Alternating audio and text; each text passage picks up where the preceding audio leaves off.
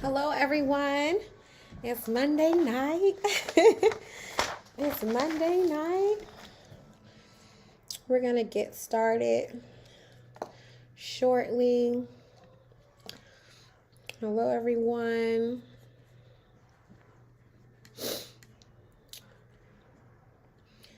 We're going to get started. Hello, everyone. We're going to get started. Hold on. I'm just going to give some time, guys. Yeah, you made it. You made it. And, we're going to see, because I'm going to ask the tribe if evening is working better for everybody. Hey, YouTube. Hey, Miss Congeniality. Good to see you. Good to see you. Okay, guys, we're about to get started. I'm just going to give a little bit of time for everyone to get on, but I'm going to give you our vision acronym in a second. Some of you guys should know this by heart by now. By heart by now. But we're going to see. Welcome, guys, to Power 15. Hello. Welcome to our live stream that we do twice a week, Mondays and Tuesdays. They are originally at 8:45. Listen, get it in where you fit it in.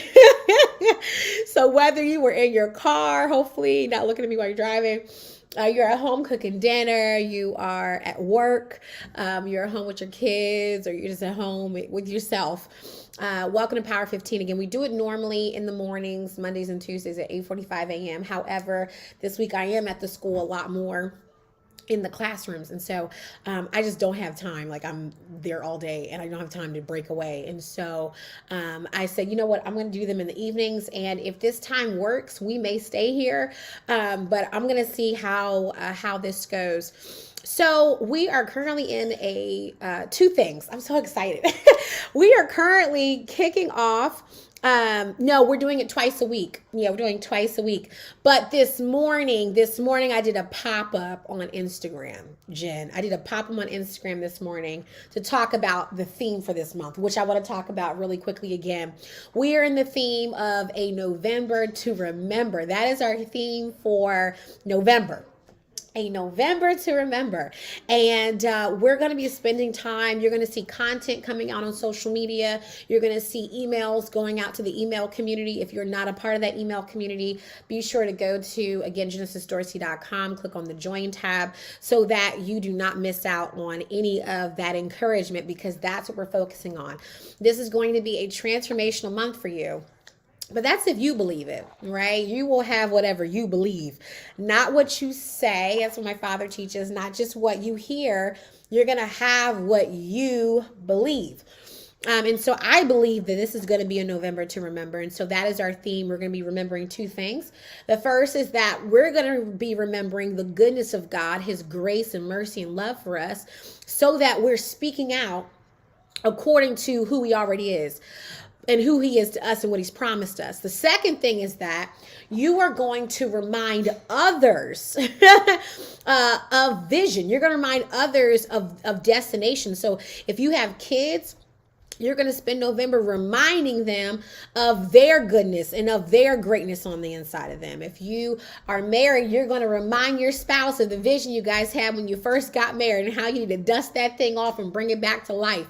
You're going to remind your clients or customers, if you're in business, or your ministry leaders, if you're in ministry, or your community, of the vision again. You're going to remind them and bring back to life the fire in which got you started. So this is a November to remember, okay? And so even though that is our focus, I'm continuing the teaching series, though, that we're in. It's going to be a mixture of things, but we're currently talking about vision. We've been talking about vision with the Power 15 live stream for the past couple of weeks. And vision is an acronym. And if you're watching this live, and if you can type in the comments some of the letters of the acronym and what they mean, let me know if you guys remember that. I would love to see you in the comments. But I'm going to give it to you guys again and again. I want you guys to memorize this, because it is going to be something that I really believe is going to help you to do vision better. Remember that vision is the destination and the mission is how you get there. I'm going to say that one again. Vision is the destination and your mission is how you're going to get there. Every aspect of your life is going to require a part of it being a part of your greater vision, your life vision, right? But then God gives you vision for particular areas within your leadership. God gives you vision for your company. He's going to give you a vision for your family. He's going to give you a vision for your children. God gives vision because that is direction. He is a direction type of God. You need to go somewhere in life, right? You can't just stay still. That's how you die, okay? You have to go somewhere. And we are not just going anywhere. We're going to God's best for us, where he wants us to go. And right. And so when we talk about vision, we did get some questions that were submitted by the community. If you're part of the email list, I ask you guys a question every week. You're able to submit questions. And we did get a great question that we're going to answer at the end. So stay tuned at the end to tune into that Q&A with the question that was emailed to me from last week. Let's go over our vision acronym, okay? Because it stands for something really powerful. When you have vision, you have to do a few things with it. The V stands for, first, you have to give voice. You have to give voice. You have to talk about it. You can't just say that you want to have bright and intelligent kids and you don't have bright and intelligent conversation with them. You can't say that you're going to have a beautiful marriage and you don't speak beauty into it. You can't say that you're going to have a successful business and you're not talking about where you're going and what that success looks like. And when we talk about giving voice, you're not just talking about the concept of it. You are actually talking out what you're going to do, how it's going to get done, and you're going to do what you say. Right? Casting vision reminds those who you lead of where they're going and where the ship is headed. But you have to talk about this. I always tell people, I'll know whether or not you really want to get something done by how you talk about it. If you're not talking about it, you don't really want to get it done. Right? If it's not at the top of your mind, right, you don't want to get it done. People tell me, well, Genesis, I just have so much going on. Well, having a lot going on does not remove you from the requirement that it takes to get something accomplished, right? You chose, and I know this is, kind of severe, but it's the truth. You chose to have what's on your plate. Okay? People say, oh, I didn't choose my kids. No, you laid it. You had the kids. Okay, come on now. We're adults, right? I didn't choose. No, everything that's in your life, you've chosen. Now, when I say everything, I don't mean things that happen to you, someone attacked you, someone abused you. We're not talking about that. I'm talking about the things in which you're busy about. You have chosen, right? So the whole thing about it is that as adults, we have to come to terms with the fact that if we're at a place in which we're not achieving certain things, it's up to you to rearrange your plate. It is not anyone else's job to rearrange the plate but you, okay? And we have to be adult enough to realize that sometimes we put things on our plate that you shouldn't have put there. And you have to have enough faith to rearrange your plate and know that God will take care of you.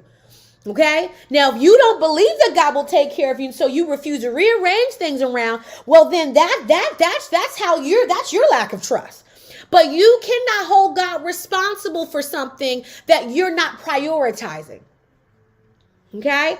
And so I'm saying this out of love because I want you to live out God's best for your life. I want to be that person in your corner that's reminding you of no matter how crazy life gets, no matter what you go through, God still has his best for you. Okay?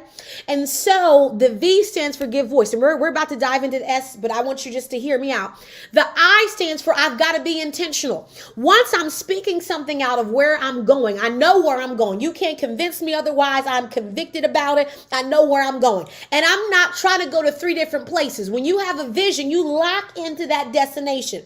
You lock into it. You're not going anywhere else but that place. Then I've got to be intentional. I've got to put my boat now in the water. Okay, I have to set out my path, and you don't know everything that will be on your path, but you do know where you're headed, right? Some of you are so concerned about what's on the path.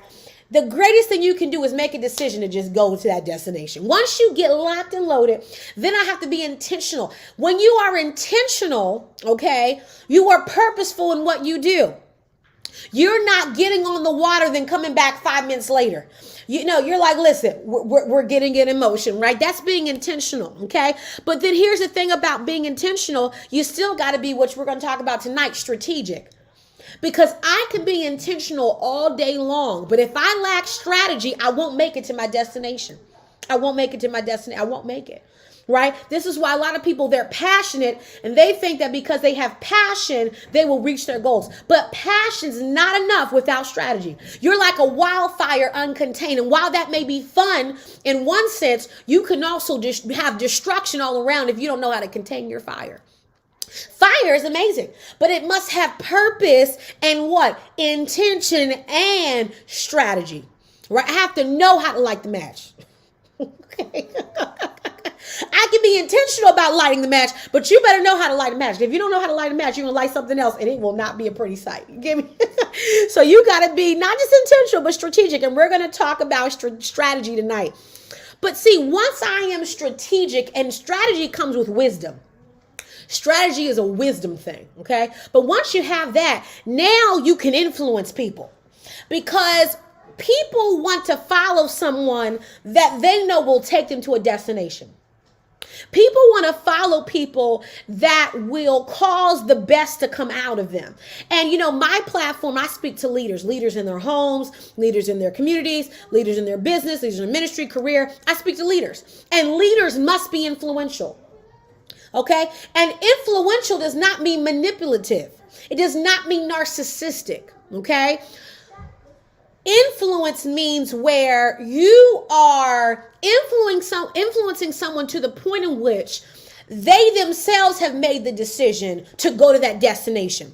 They are making that decision and say, you know what? I want you to lead me because I know you're going to help me to bring out my best. But it's not driven out of fear or manipulation, right? We've seen leaders like Hitler, Stalin, you know, none of these are like the worst examples, but they were influential in causing people to hate others, in causing people to kill others. So this was a fear-driven thing, a pride-driven thing, you know, making someone think that they're better than somebody else. See, that's not godly influence. But godly influence is like where David could inspire men to go to battle with him for God's people.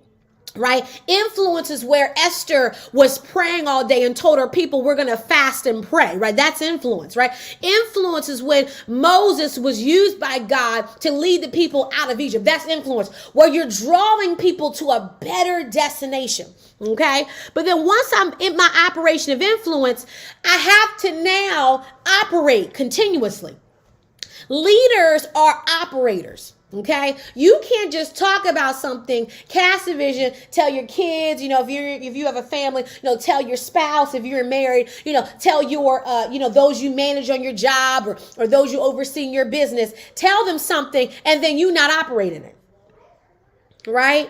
I'll give a perfect example, right? That's like me, where I teach women on how to speak, write, and teach. Imagine if I was teaching women online all across the world. I want you guys to speak, write, and teach. I want you to teach and speak with authority. And imagine if I never went live, never taught, never wrote, right? Never did any of these things, but I'm telling you to do something.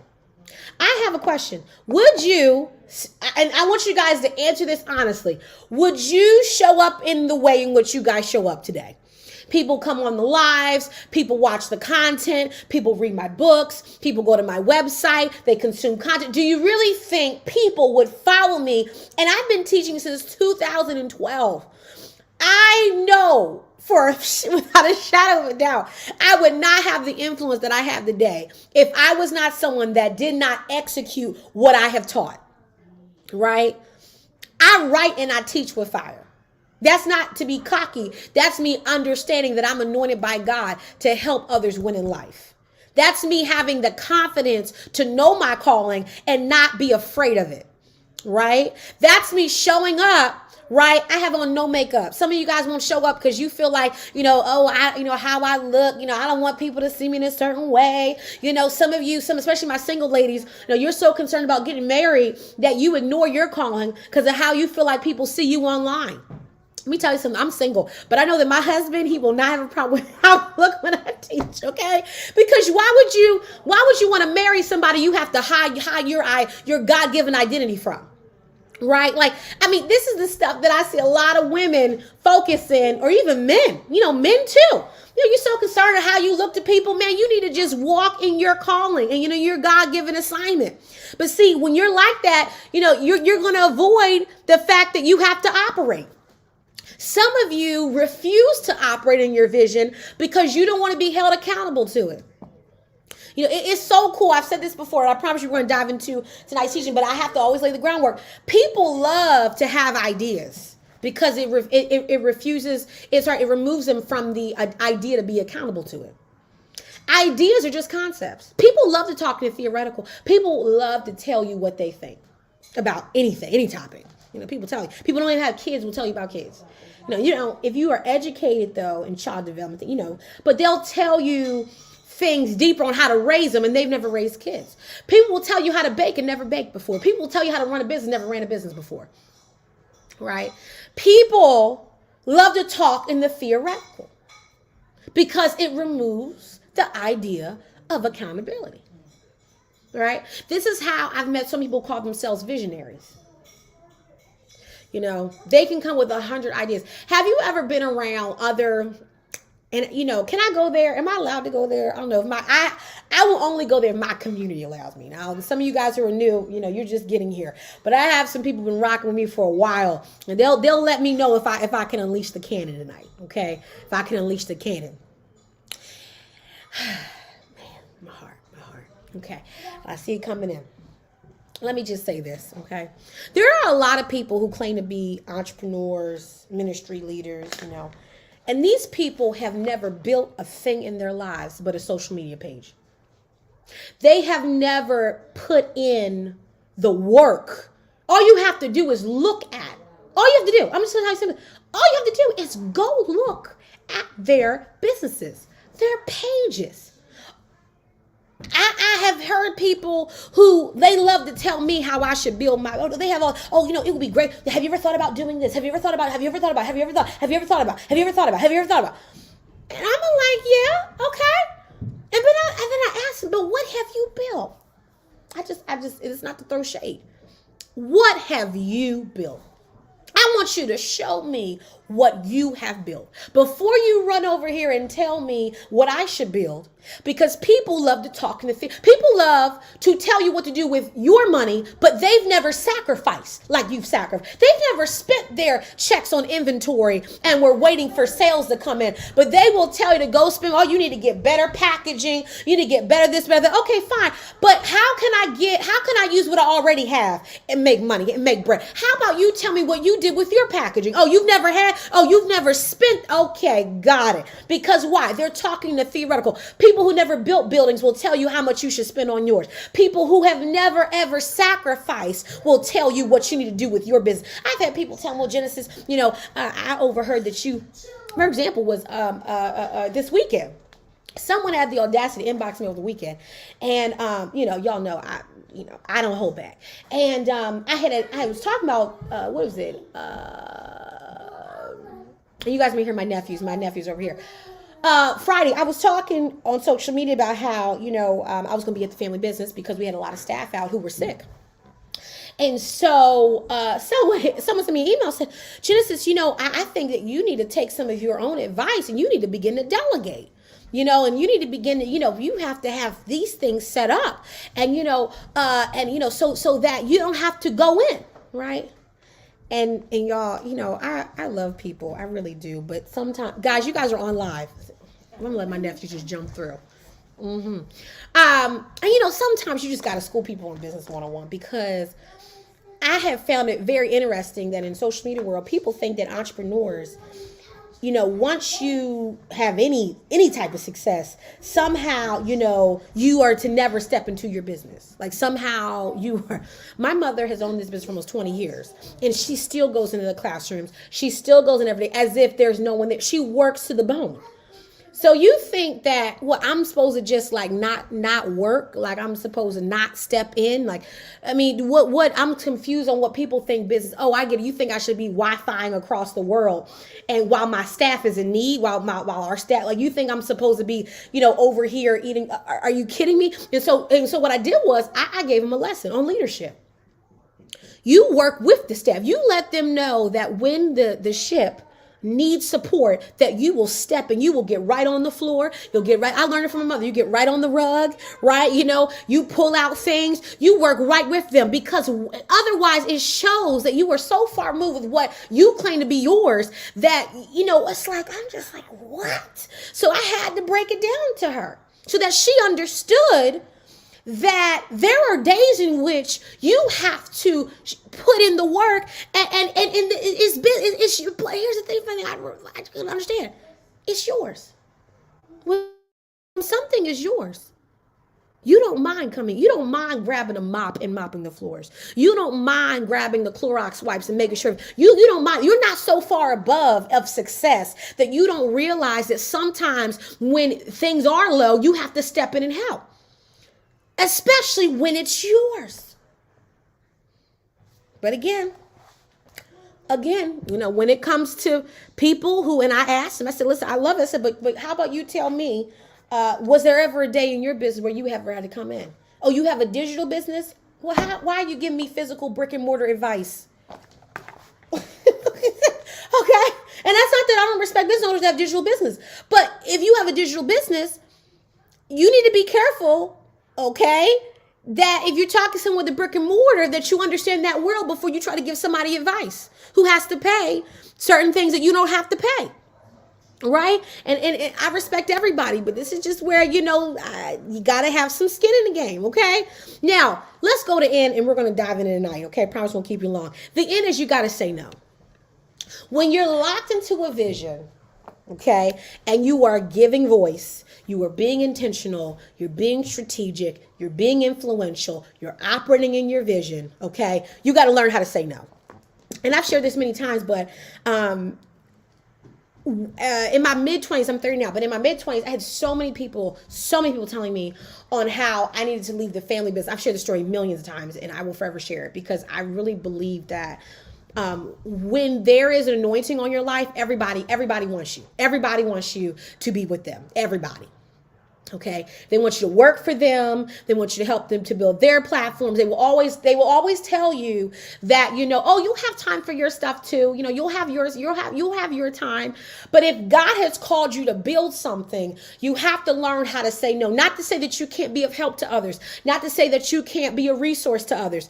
But it's very dangerous when you never realize your own worth, and there are people waiting on you to realize your own worth. It's like being a mother to everyone else's kids except for your own. It's like being a father to everybody else's kids but your own. It's like being a great supervisor to everybody else but your own business. It's like being a great, leader to everybody else but your own ventures, right? Like at some point you have to say no, because when you don't say no, you will not be able to protect the vision that God gave you, because you have allowed people to come in, people, opportunities, people, places, and things to rob you of your focus. And for some of you, this goes back to that plate thing, right? You have to learn how to say no. No, I cannot do that. No, I cannot speak there. Or yes, I can. Why? Because you have to know, is this a part of my destination? This is how a lot of people, they start off with a vision for their business, and 10 years later, they're on a whole other island. You know why? Because what happened is they were locked for that location. If the GPS was in, within boop, here comes an opportunity. It's okay. I'm going to drive over here to the right-hand side a little bit. Because that opportunity just seems too good to pass up, because you think that God can't send something that aligns to your vision. So you will turn your vision just a little bit. It's just a little bit. It's just a partnership. It's just, listen, and then we'll say, I want to connect with everybody, but everyone's not meant for the destination. But, you just want to connect with everybody. You want to be everybody's friend. You got a people-pleasing syndrome. You want everybody to be a part of it. You don't vet anybody. You just let everybody come on board. Next thing you know, now the boat is starting to tip a little bit, and now you got holes in your boat because you have people who never honored your vision in the first place, and so they were trying to pull things from your boat for their boat. Now you got a window missing on the side, part of your steering wheel was hacked off, but you still rocking. God still loves you. You still working, but at some point you have to say no. And yeah, Chase, what do you say? No. You gotta say, what do you gotta say? No. You got to come over here and let the people know. Come over here and let the people know. He loves the camera. No. What are you going to say? No. Okay, now look at this kid. What you gonna say? What you gonna say? No. What you gonna say, Chase? No. You gotta say what? No. You gotta say no, right? Yeah. You gotta protect the vision, right? Yeah. And God, thank you for protecting the vision with this next generation. Okay, y'all go on and play. Thank you. Thank you. So, you have to say no. Okay? Now, let's get into tonight. Okay, we have 25. Okay, we're doing good. We're going good. Let's get out of here in 20 minutes. Okay, 45 minutes should be good. And then we'll continue part 2 tomorrow. We're talking tonight about, now that we've laid the foundation, we're talking about the S. Okay, the S. And the S stands for I have to be strategic. And then we're going to answer the Q&A. Okay, I've got to be strategic. Let's go to Proverbs 24. Chandler and Chase, I love my nephew so much. Let's go to Proverbs 24. Because you are going to be even more strategic than you ever been. Okay, guys. That's why I love him. Is that Paw Patrol? Oh, my goodness. Okay, that's why they're running over there. Proverbs 24, 3-4. Here we go. Through wisdom is an house builded. Okay, I'm going to go to Amplified. Hold on. Let's go to, actually, I'll stay at the King James. Again, Proverbs 24, 3-4. Through wisdom is a house builded, and by understanding it is established. Let's go to verse 4. And by knowledge shall the chambers be filled with all precious and pleasant riches. Through wisdom is a house builded. You guys are not going back through here. And by understanding is it established. Okay, now here's the thing I want you to get with being strategic. No, you guys are done. Thank you so much for joining us, though. Through wisdom, a house is built, by understanding is established. Okay, the thing about strategy is that strategy is a wisdom. It's a wisdom principle. Okay? Now, the thing about strategy is that strategy actually protects the vision, because when you are locked and loaded for a particular destination, you can't do everything at the same time. This is the thing that a lot of people have to get, because you have to care so much about what God is giving you that you're more careful than you are liberal. Okay? Because it's not just a ministry. It's not just a business, right? It's a company. It's an entity. Okay? It is a living thing that has a unique purpose and assignment. And so for you to be most effective, you have to know what you're doing. We talked about this earlier, the what, when, where, and why, but that's a part of it. I have to know what I'm doing. I have to know where I'm doing it, and I have to know how I'm going to do it, right? If I don't know those things, you really should not be going forth, because what exactly are you going to accomplish? I have to be effective in what I'm going to do, right? Esther was effective. She had strategy, because she could not just go to the king. Right? When we read in the book of Esther, she could not just go to the king, right? Because she knew her head would be cut off. So what she did was she had strategy in how she navigated. She knew that she was his wife. She knew that he was attracted to her. But even in all that, you can still be killed. I mean, you can still be cast out. Look at Vashti, his previous wife, right? So what she did was she prayed and she fasted to understand the best thing for her to do. Right? And if you know the story of Esther, which we will go to tomorrow, is that she invited the king and Haman to a dinner. Okay. Now, this is interesting, because most of us, if we were trying to think about how do you take out a killer? How do you take out somebody who wants to kill your people? Most of us say, oh, go and just have his head cut off. But he was second in command with the king. He had the king's ear. So I can't just tell my king or my husband, take this person out. Right? Because of the fact, give me 1 second. Hold on. Hold on.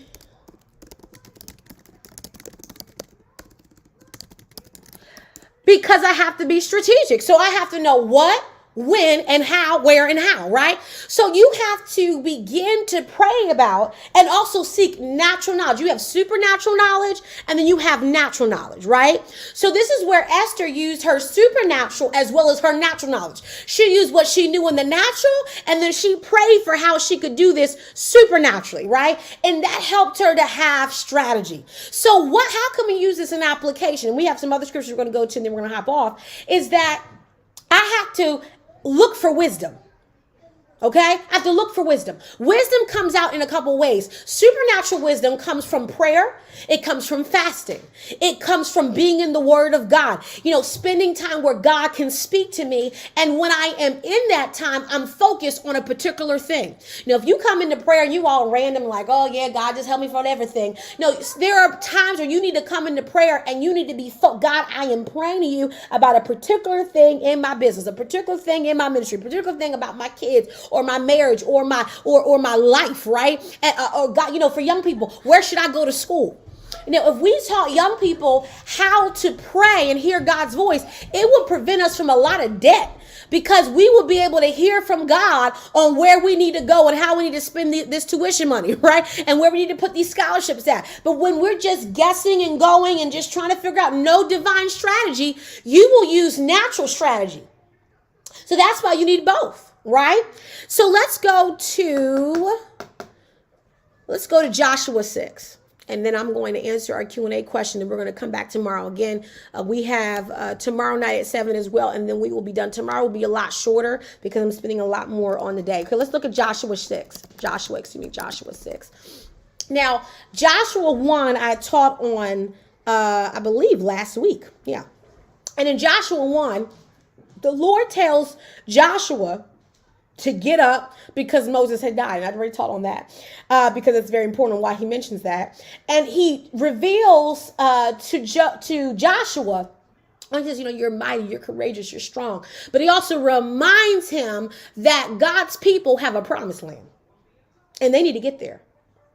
Now, the Lord gives Joshua specific instructions, right? And many of us know the story, but if not, go back to Joshua 6, 1 through 27, and it will reveal to you how the Lord gave Joshua a specific way to obtain the promised land.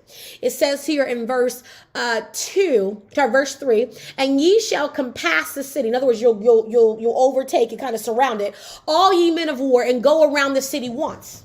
Just one time. And you will do it for 6 days. So you're going to go around it once, but only for 6 days. And the 7 priests shall bear the ark, 7 trumpets of 7 horns. And the 7th day, you will compass the city 7 times. So once a day for 6 days. But then on the 7th day, you'll go around 7 times. And it says, and it shall come to pass that when they make a long blast with the ram's horn, and when ye hear the sound of the trumpet, all the people shall shout with a great shout, and the wall of the city shall fall down flat, and the people shall ascend up, every man straight before him. So you have to have natural skill to do this, to know how to walk around a wall, to know how to blast the horns, right? But then there's a supernatural wisdom of God and discernment that allows you to do something like this and makes no complete sense. Now, the reason why the Lord was giving me this specifically is because some of you have been trying to do it just naturally, and you've become frustrated because you've tried every single guru's rule and law and everything, and nothing seems to be working. I mean, and you're doing exactly what other people have done. And it just seems like nothing will break, right? And you think if I just buy another ebook, another course, another this, I'm going to find my way. But I will tell you this, it's hard to get something that was divinely created achieved without divine inspiration. God will never allow you to take something that's supernatural and just get it done by the natural. Because God wants to get the glory. And because of this, he will always use uncanny solutions for almost impossible situations. In the Bible, Elizabeth was barren, and yet she was pregnant with John the Baptist. Impossible situations.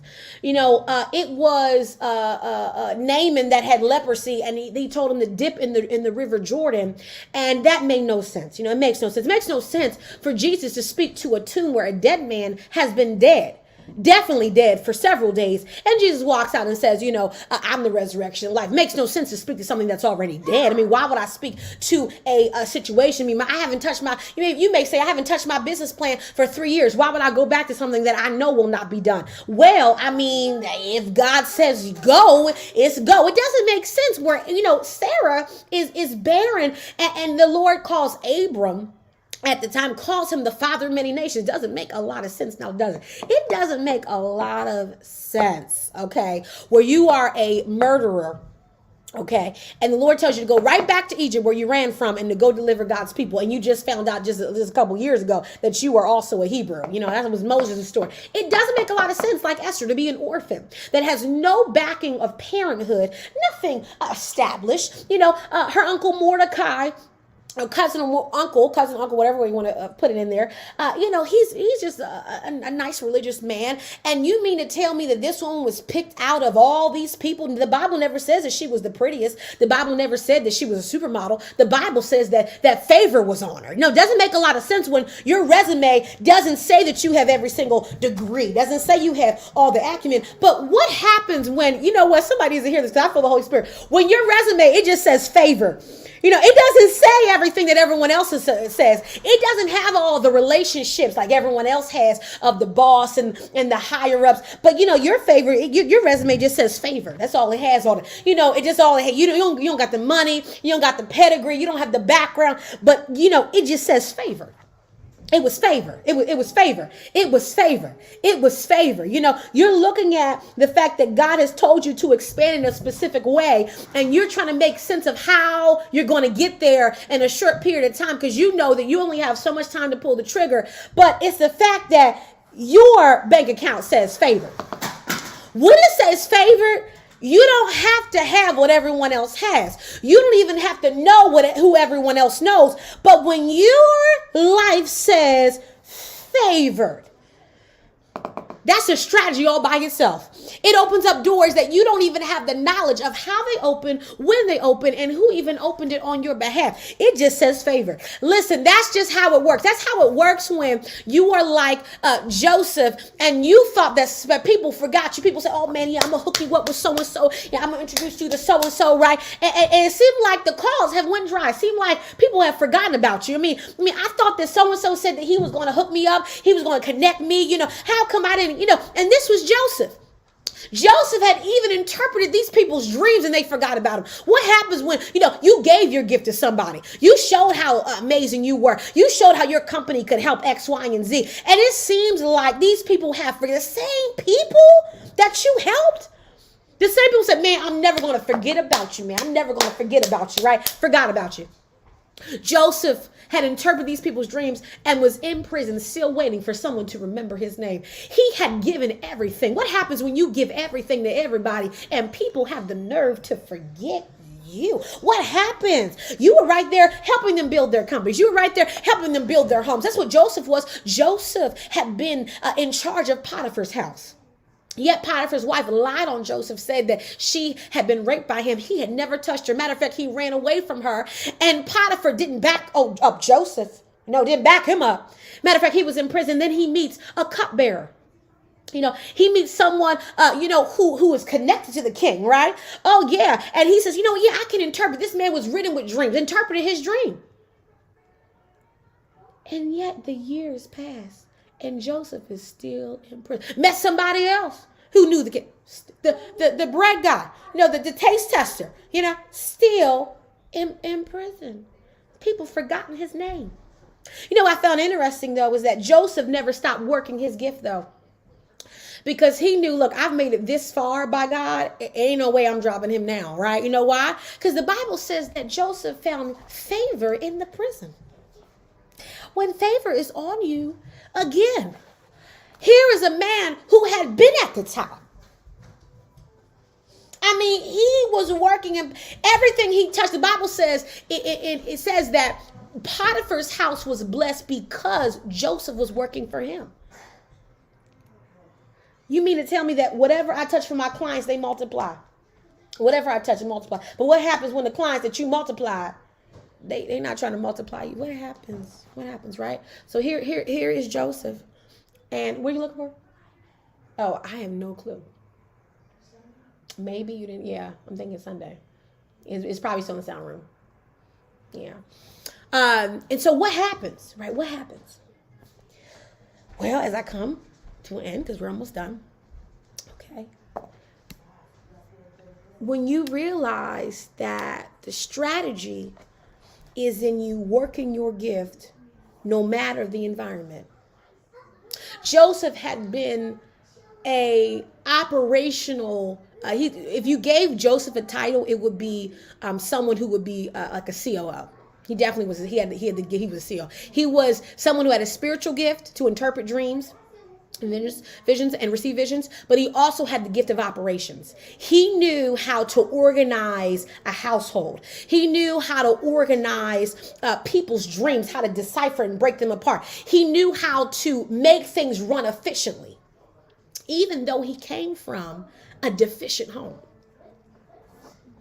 How does a man gain experience in operations yet his own family was dysfunctional? Because when you find favor, as long as you work the environment and work your gift, believe me when I tell you that that's how you get to where you need to go. We're wrapping up. The Lord has me just circling favor. I don't know why that's just been, he just had me circling it. I'm going to show you because it's just right there so y'all don't think I'm making this up. He just has me circling it for some reason. And I'm assuming it's because some of you need to remind yourself of how you are favored by God. And the reason why, though, I'm hearing the Lord say why I'm circling it over and over again is because you are trying to find other reasons for how you're going to solve a solution. And I also hear that there's time on the clock. There are some decisions in which, and this is about time, about growth. So this is where you are in a position to expand in such a way, right? But you're trying to figure out how you're going to get to a certain number to close on a deal, how you're going to get to a certain number to acquire a space.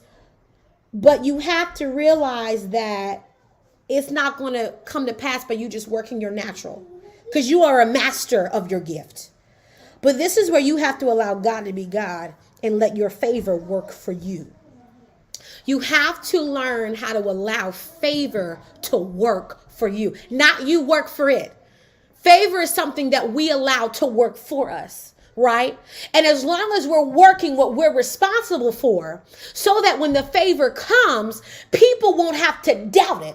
See, the thing about it is that a lot of people are not working their gift in the fullness of the capacity, so that even if favor did come, they would not think that the favor they're about to give you matches where you currently are. See, when you're someone like Joseph, where you actually are very skillful at your gift and you've demonstrated it, when people finally brought up Joseph's name in Pharaoh's house, it was Potiphar that confirmed on how amazing he was, because he had the resume to back it up. But here's the thing, though. It wasn't his resume, though, that confirmed it, but it was his resume that confirmed that he was a good worker.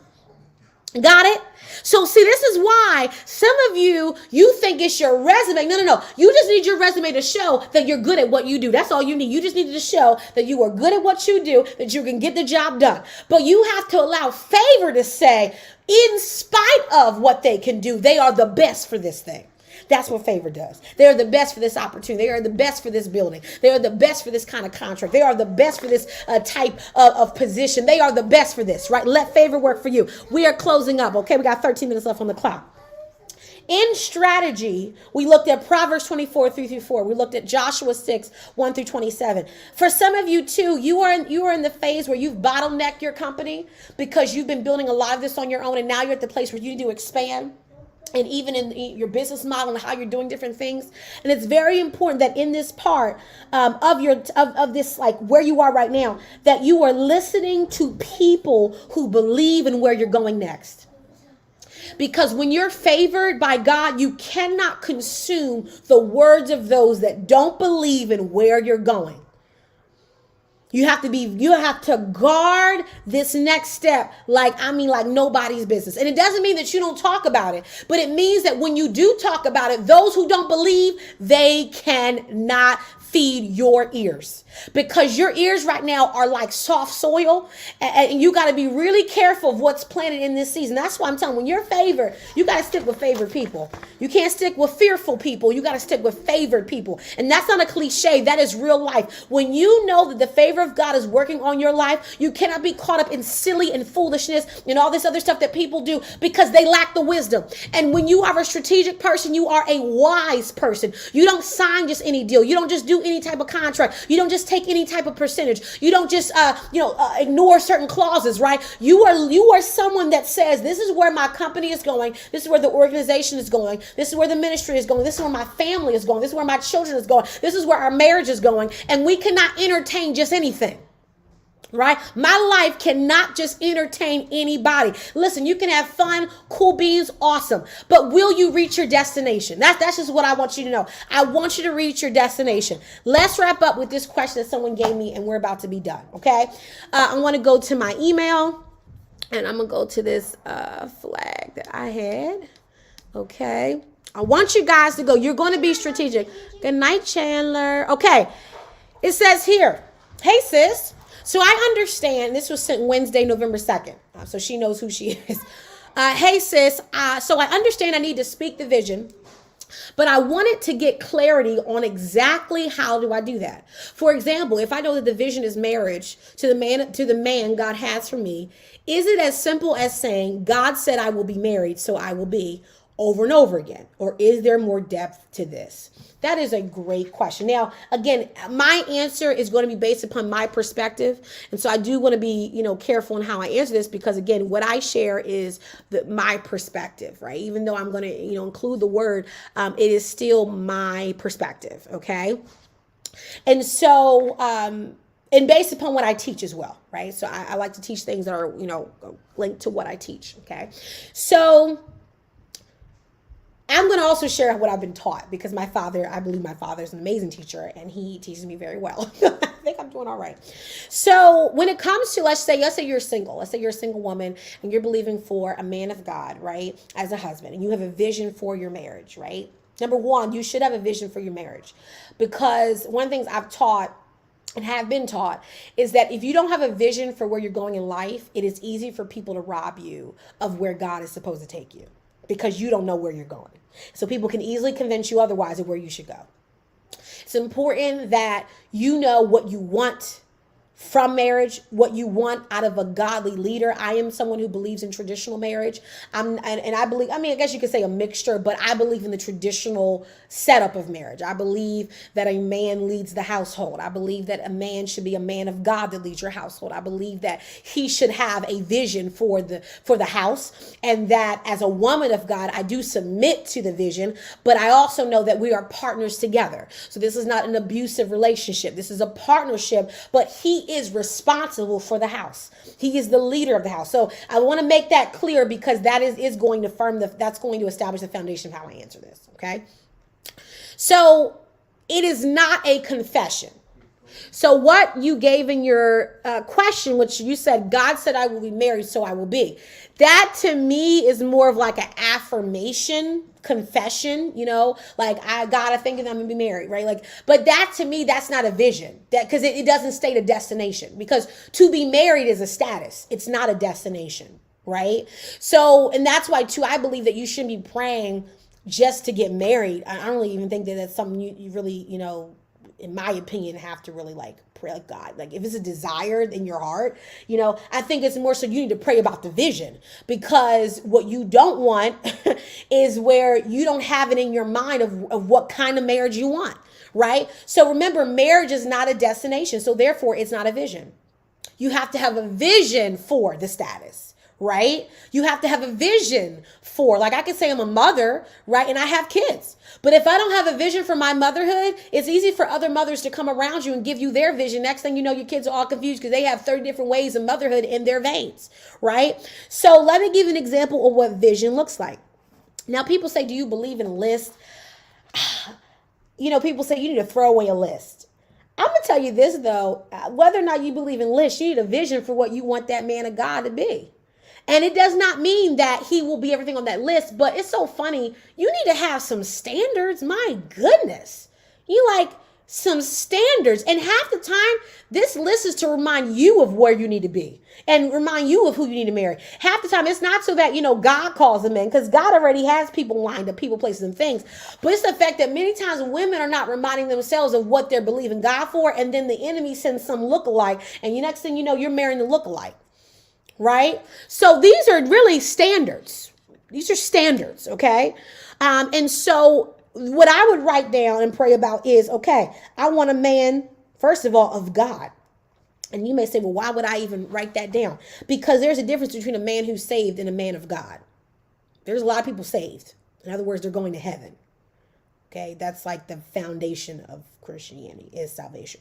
But you want a man that actually loves God. You can be saved and, have a wishy-washy relationship with God. Okay, you want a man who is of God. In other words, he is of God's possession, not by phrase like, oh, hey, woman of God. No. Woman of God really means that you belong to God, so you got to make sure that's actually who they are. Okay. And you want somebody who's of what? Integrity, a man of his word.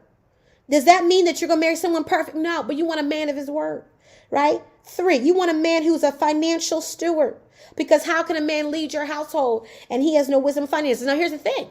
In today's culture and society, he may not be the best. Let's say if you're the financial whiz, you may be the one, leading that side. But if he's leading the household, you don't want a man, though, who's addicted to debt or addicted to, gambling or, whatever that may be. Right. Number 4, if you want kids, or if you're past it, this won't be on your list. But if you want kids, you want a man who has a desire of a family. Right. That's a part of it. So this is vision. Now, someone say, well, that sounds like a list. But it's not really a list. It is a vision of what you desire out of marriage, because marriage is a status, but it needs a destination. For me, I desire a man that wants to have a family. Okay? So if I talk to someone who doesn't want a family, that's not, I'm good. I'm going to find somebody else, right? If I meet a man that, number 5 for me is a giver.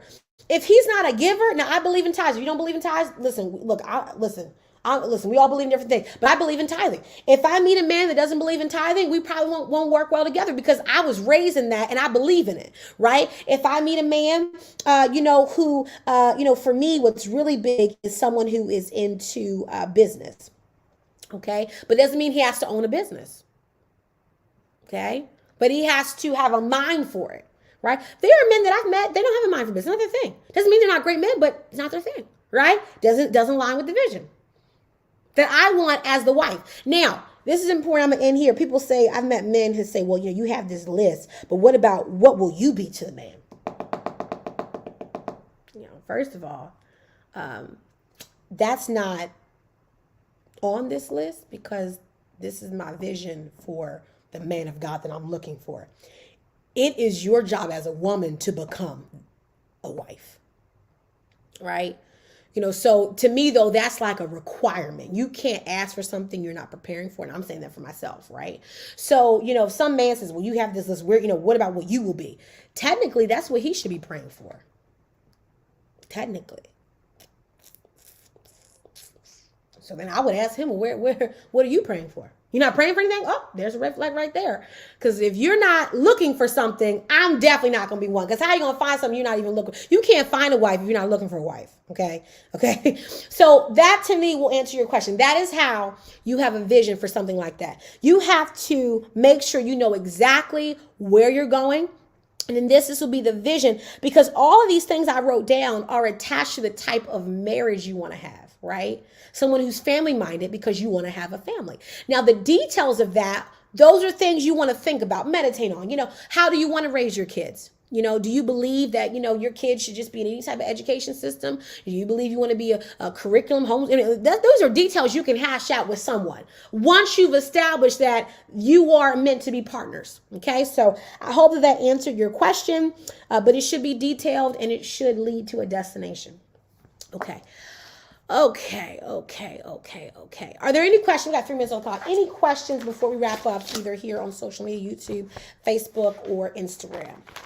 And I hope you were able to learn something from tonight. Again, we'll be back tomorrow night at 7 p.m. It will be much shorter. I know that's hilarious, me saying that it will be shorter, but it will be shorter. Because I really wanted to spend more of tonight doing it, and tomorrow we'll just kind of do a wrap up before we hit to next week, okay? But if there are no questions, I think we covered a good amount of it. I am going to send an email out tomorrow regarding favor, because that is something the Lord is still ringing in my ears about favor, and so I got to spend time with God and figure out what else he wants to say to you guys. And so that information will go out to my email list specifically. So if you're not on my email list or email community, you can go to genesisdorsey.com/join, and that's where my tribe gets all of my emails. Okay, guys, I want you to have a great rest of your night. I will see you guys tomorrow night, same time, 7 p.m. Okay, bye guys. I'll see you tomorrow.